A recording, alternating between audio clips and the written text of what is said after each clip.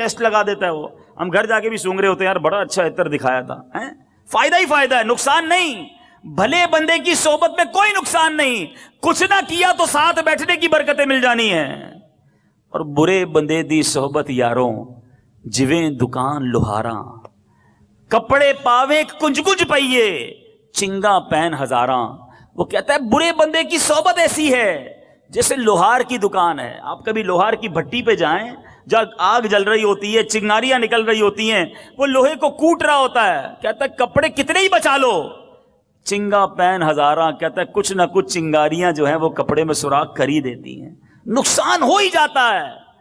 تو برے لوگوں کے ساتھ نہ بیٹھو. اگر غلط کام نہیں کرتے تو کیوں بیٹھتے ہو ان کے ساتھ, کہیں ان کی صحبت تمہیں بھی برا نہ کر دے. اب یہاں وہ لوگ بھی درس حاصل کریں جو ایسے ریسٹورنٹ میں جاتے ہیں. بیرون ملک میں مجھے ایسے ناظرین سن رہے ہوں گے جب شراب سرو کی جاتی ہے, جہاں ہمارے برابر میں لوگ بیٹھ کے شراب پی رہے ہوتے ہیں. ہمیں کیوں جانا ہے ایسی جگہ پر, کیوں جانا ہے اپنے گھر والوں اپنے بچوں کو لے کر ایسی جگہ پر. ارے ہمیں دیکھنا بھی نہیں شراب کی طرف مڑ کر جو اللہ اور اس کے رسول نے ہم پر حرام قرار دی. میٹھے میٹھے اسلامی بھائیوں اور مدنی چینل کے ناظرین سنو, آج کچھ لوگ یہ بھی کہتے ہیں ہم تو شراب نہیں پیتے. یہ شراب کی دکان چلانے والے کچھ ملکوں میں کہتے ہیں ہم تو کافر کو شراب بیچتے ہیں. یہ جناب کافر کے لیے ہم نے شراب رکھی ہے. حضرت علامہ مولانا مفتی محمد امجد علی اعظمی علیہ رحمت اللہ الکوی فرماتے ہیں کہ کافر یا بچے کو شراب پلانا بھی حرام ہے, اگرچہ بطور علاج پلائے, اور گناہ اسی پلانے والے کے ذمے ہے. مجھے تو کبھی کبھی سمجھ نہیں آتی, اللہ کرے میں جو آج بیان کرنے جا رہا ہوں کوئی ایسا مجھے سن لے جس کے دل پر یہ چوٹ لگ جائے, جو ایئر لائن میں کام کرتے ہیں, مسلمان ہوتے ہیں مگر شراب سرو کر رہے ہوتے ہیں. ارے تف ہے ایسی روزی پر جو تمہیں حرام کی طرف, اللہ کے عذاب کی طرف لے جا رہی ہے, اور تم مسکرا مسکرا کر لوگوں کو شراب پیش کر رہے ہو. توبہ توبہ توبہ. اللہ رب العالمین کو کیا جواب دو گے؟ نہ کرے ایسا کام. اگر مجھے دنیا بھر میں کوئی ایسا سن رہا ہے جو کسی ایسے سٹور پہ کام کرتا ہے جہاں شراب سرو کی جاتی ہے, چھوڑ دو ایسی نوکری, نہ کرو ایسا کام. اللہ غیب کے خزانوں سے تمہیں حلال روزی عطا فرمائے گا. مجھے یاد آ گیا ایک بار ہم اٹلی میں تھے مدنی قافلے میں, اسی طرح کا کچھ بیان تھا. ایک شخص ایک مسلمان میرے پاس آیا اور آ کر کہتا ہے کہ میرا جی تو بڑا چاہتا ہے کہ میں حلال کماؤں, لیکن ہمارے سٹور پہ شراب بیچی جاتی ہے, اگر میں شراب نہیں بیچوں گا تو ہمارے سٹور پہ گاہک کم آئیں گے, گاہک کم آئیں گے تو میری روزی کا کیا ہوگا, بچوں کا کیا ہوگا, کاروبار کیسے چلے گا. میں نے اس سے ایک سوال کیا, اور میں تمام شراب بیچنے والوں, تمام غلط کام کرنے والوں سے وہی سوال آج کرنے لگا ہوں. میں نے پوچھا یہ بتاؤ کہ اگر روزی دینے والا کون ہے, پہلے یہ بتاؤ. اس نے کہا اللہ. میں نے کہا تم حرام کام کر رہے ہو, تمہیں روزی مل رہی ہے, کیا حلال کرو گے اللہ روزی بند کر دے گا؟ اللہ کی فرما برداری کرو گے کیا وہ رزق کے دروازے بند کر دے گا؟ آج تم اس کی نافرمانی کر رہے ہو, وہ تمہیں دے رہا ہے. تھوڑی دیر اس کی آنکھوں میں آنسو آ گئے. کہتا ہے آج کا دن ہے, اس کے بعد میرے سٹور پہ آئندہ کبھی شراب نہیں بیچوں گا. کچھ دنوں بعد پھر ملاقات ہوئی. کہتا ہے جب سے شراب بیچنا بند کی ہے اللہ نے سکون بھی دے دیا ہے, روزی میں برکت بھی دے دی ہے.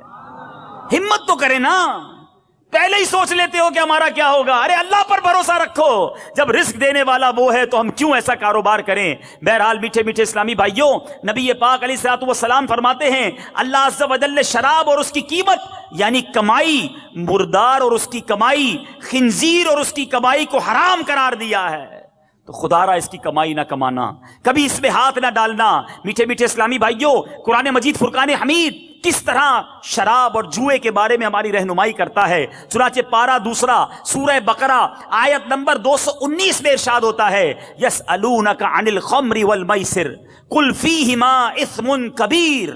ترجمہ کنز الایمان, تم سے شراب اور جوئے کا حکم پوچھتے ہیں, تم فرما دو کہ ان دونوں میں بڑا گناہ ہے, اثم کبیر. آگے فرمایا منافع للناس, اور لوگوں کے کچھ دنیاوی نفع بھی, وَإِثْمُهُمَا أَكْبَرُ مِن نَفْعِهِمَا, اور ان کا گناہ ان کے نفع سے بڑا ہے.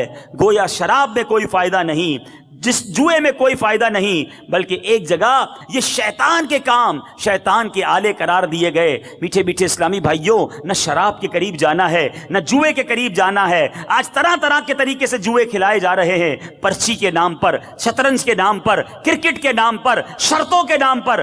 آج بندہ کہتا ہے جناب ٹیلی فون کرتا ہوں اور اپنے پیسے لگا دیتا ہوں، تھوڑی دیر میں پیسے کما لیتا ہوں۔ اے میرے میٹھے اسلامی بھائیوں، یہ حرام، یہ جہنم میں لے جانے والا کام ہے۔ یاد رکھنا، جوئے کی کمائی بھی حرام ہے، اور ہم نے کئی جواریوں کے گھر بکتے دیکھے، کئی جواریوں کو تباہ و برباد ہوتا دیکھا۔ ارے نہ بھی ہوئے تباہ، کروڑ پتی بھی بن گئے، تو یہ پیسے تمہیں جہنم میں لے جائیں گے۔ یہ دنیا میں چھوڑ کر جاؤ گے تو آخرت میں عذاب کا باعث بنیں گے۔ ہمیں یہ حرام کی روزی نہیں چاہیے، خدا را توبہ کر لیجئے، جوئے کے قریب بھی نہ جائیے۔ ہمیں حلال اور فقط حلال روزی کمانی ہے۔ نبی پاک علیہ الصلوۃ والسلام شب معراج، میرے آقا جب آسمانوں کی طرف تشریف لے گئے تو پیارے آقا علیہ الصلوۃ والسلام کی خدمت میں 2 پیالے پیش کیے گئے، ایک دودھ کا، دوسرا شراب کا۔ چوائس دی گئی، نبی پاک علیہ الصلوۃ والسلام ان میں سے کوئی ایک پسند فرما لیں۔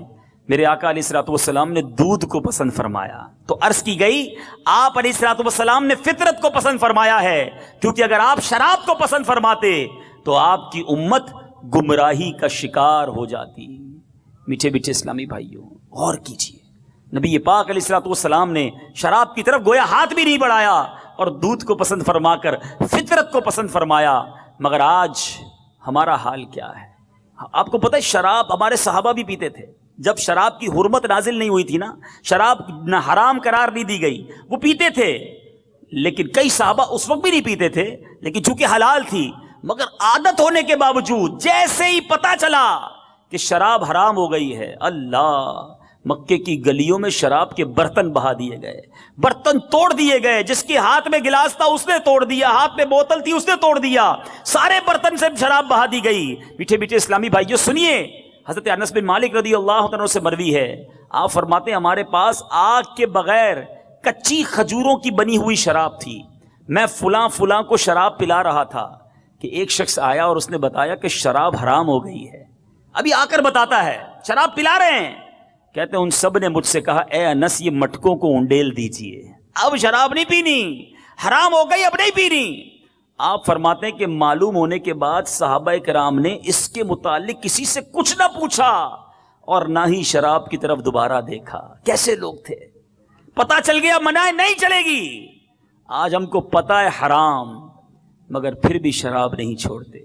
اور شرابی کیسا عجیب شخص ہے، آپ تو جو یہ معاشرے میں رہتا ہے اسے پتا ہے کہ شراب پینے والے کو ہوش ہی نہیں رہتا۔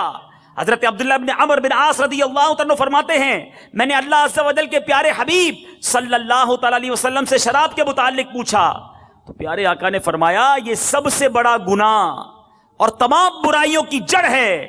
شراب پینے والا نماز چھوڑ دیتا ہے اور بعض اوقات اپنی ماں، خالہ اور پھوپھی سے بھی بدکاری کا مرتکب ہو جاتا ہے، اسے پتہ ہی نہیں چلتا نا کہ ماں ہے، بہن ہے کہ کون ہے۔ شراب کے نشے میں جو بے حیائی چاہے وہ کر ڈالتا ہے، اور ایسے کئی معاملات پتہ چلتے ہیں کہ کوئی عورتوں پہ ظلم کر رہا ہوتا ہے، کوئی انہیں گالیاں نکال رہا ہوتا ہے، اس کو اپنا پتہ نہیں ہوتا کہ ہمارا کیا حال ہے۔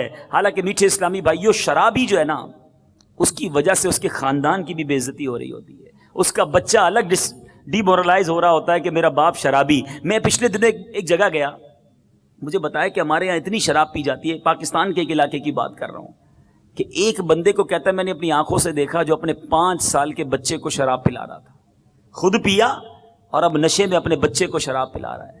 مجھے بتائیے کہ ایسے بچے کیسے بڑے ہوں گے جو باپ کی شفقت سے محروم ہیں، باپ سے جب ملتا ہوگا گالیاں ملتی ہوں گی، ڈانٹ ڈپٹ ملتا ہوگا، بیوی الگ پریشان، ماں باپ الگ پریشان۔ یہ شراب ہے ہی چیز ایسی جو پورے گھر کا نظام برباد کر دیتی ہے، اور کئی لوگ اپنی ساری کمائی اس نشے کے اندر ڈال دیتے ہیں۔ صرف شراب کی بات نہیں کرتا، آج ہیروئن کے نام پر، چرس کے نام پر، نہ جانے منشیات کے نام پر ہمارے نوجوانوں کو کدھر لگا دیا گیا، صحت الگ برباد ہو گئی اور جہنم میں جانے والا کام الگ ہو رہا ہے۔ خدارا آج آئے ہو اس اجتماع میں آپ کے آگے ہاتھ جوڑتا ہوں، شب برات سب کی بخشش ہوگی، شرابی نہیں بخشا جائے گا۔ اللہ کے واسطے چھوڑ دو۔ میں آپ کو بتاتا ہوں میرے رب کی جنت کیسی ہے۔ شراب پینی ہے نا، تھوڑا صبر کر لو، اللہ نے جنتیوں کے لیے جنتی شراب تیار کر رکھی ہے۔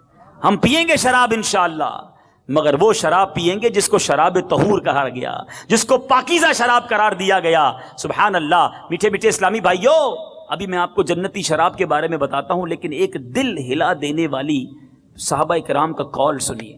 میرے بزرگ بیٹھے ہیں، اپنی بچی کا رشتہ کرتے وقت ہم کیا چیک کرتے ہیں کہ لڑکا کماتا کتنا ہے، رہتا کدھر ہے، دکھتا کیسا ہے، بس 3-4 چیزیں، زیادہ سے زیادہ خاندان پوچھ لیا.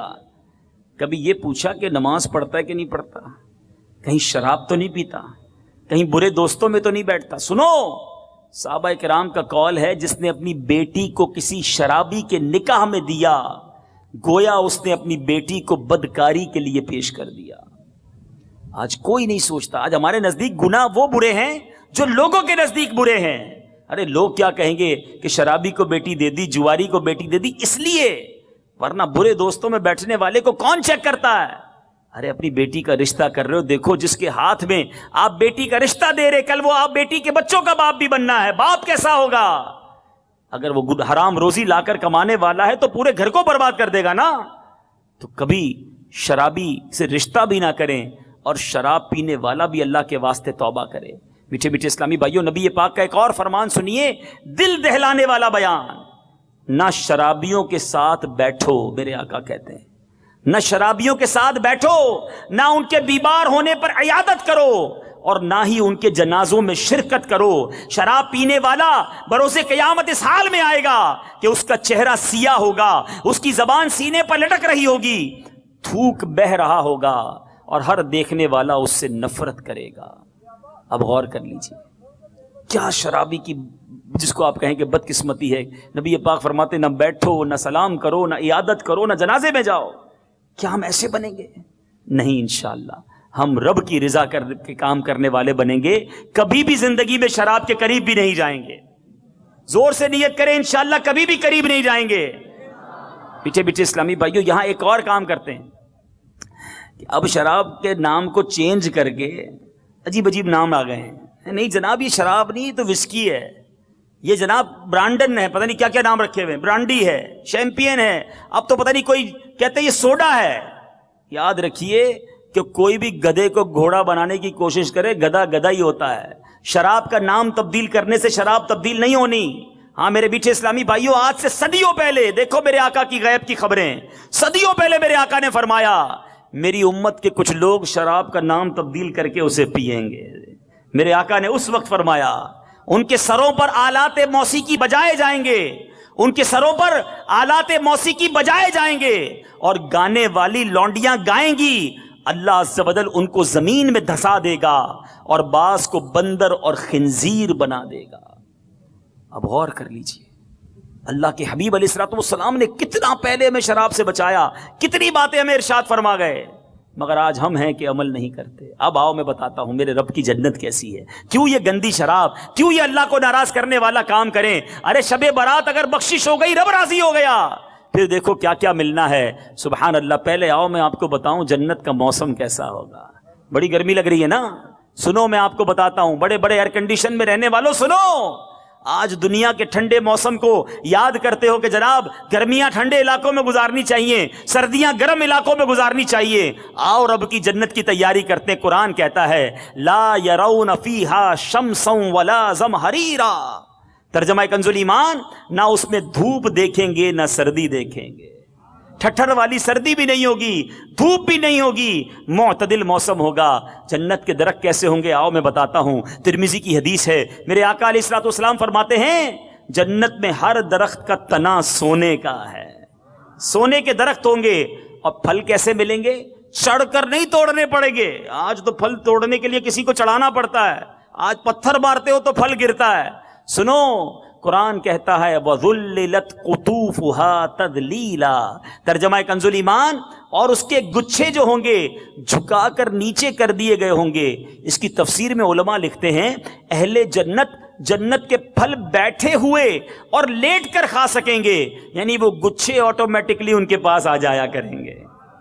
ایسی نعمتیں رب نے تیار کر رکھی ہیں. جو آج شراب پیتے ہیں، جو آج معاذ اللہ گندی شراب پیتے ہیں، میٹھے میٹھے اسلامی بھائیوں اور مدنی چینل کے ناظرین، آؤ میں آپ کو بتاتا ہوں کہ جنت کی شراب کیسی ہوگی. اللہ تبارک و تعالیٰ نے جنت میں نہریں بنائی. جنت میں دودھ، پانی اور شراب کی نہریں ہوں گی. سبحان اللہ. اور یہ شراب طہور، یہ پاکیزہ شراب ہوگی. لیکن کیا جنت میں موت بھی آئے گی؟ اتنی ساری نعمتیں ہیں جنت میں، لیکن نعمتوں کے بعد موت نہیں آنی. قرآن کہتا ہے لا یذوقون فیہا الموت الا الموتۃ الاولی. ترجمہ کنز الایمان، اس میں پہلی موت کے سوا پھر موت نہ چکھیں گے. ارے پھر موت بھی نہیں آنی. اور جنتی جتنے ہیں نا سارے کے سارے 30 سال کے ہوں گے، بوڑھے بھی نہیں ہوں گے، جوانی کے مزے بھی ہوں گے. تو پھر کیوں ان برائیوں کی طرف جائیں؟ بہرحال پہلی حدیث کی طرف پھر آتا ہوں. اب یہ طے ہو گیا جتنے میرے بھائی ہیں، اللہ بڑا کریم ہے. اگر کبھی شراب پی لی ہے یا شراب کے قریب جا چکے ہو، آج پکی سچی نیت کرنی ہے کہ مولا آج کے بعد میں شراب کے قریب بھی نہیں جاؤں گا. زور سے نعرہ تو لگائیں انشاءاللہ شراب کے قریب بھی نہیں جائیں گے. اللہ تعالیٰ کیا معلوم آپ کی اس پکی نیت کے صدقے ہم سب کے مقدر میں جنتی شراب لکھ دے. انشاءاللہ وہاں جائیں گے اور شراب طہور کے مزے لوٹیں گے. اب دوسری بات، اور کون نہیں بخشا جائے گا؟ فرمایا بدکاری کا عادی، زنا کا عادی اس رات نہیں بخشا جائے گا. اے میرے میٹھے میٹھے اسلامی بھائیو، خدا را یہ بے حیائی کا کام کتنا برا ہے کہ اگر یہ کرنے والا اس کا عادی، وہ بھی شب برات نہیں بخشا جائے گا. نبی پاک علیہ الصلوۃ والسلام فرماتے ہیں کہ ایک مرتبہ نبی پاک علیہ الصلوۃ والسلام نماز پڑھانے کے بعد، صحابی حضرت سمورہ بن جندب راوی ہیں، کہتے کہ ایک مرتبہ پیارے آقا نے نماز پڑھانے کے بعد ہماری طرف متوجہ ہو کر فرمایا کہ آج رات میں نے دیکھا کہ میرے پاس 2 شخص آئے اور مجھے زمین مقدس کی طرف لے گئے. ہم ایک تندور کی مثل گڑھے کے پاس پہنچے، تنور کی مثل، جس کے اوپر کا حصہ تنگ تھا، نیچے سے کشادہ تھا، اس میں آگ بھڑک رہی تھی.